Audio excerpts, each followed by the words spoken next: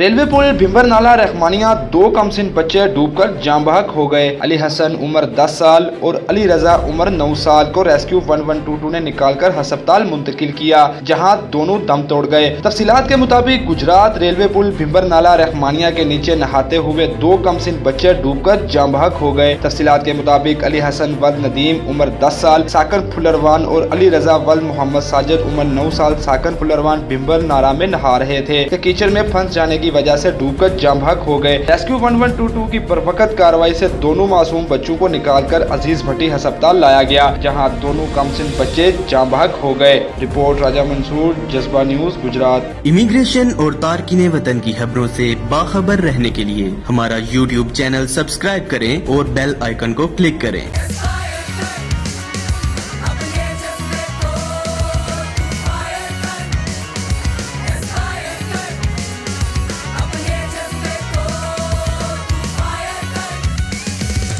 Aspire Group of Colleges. Admissions open.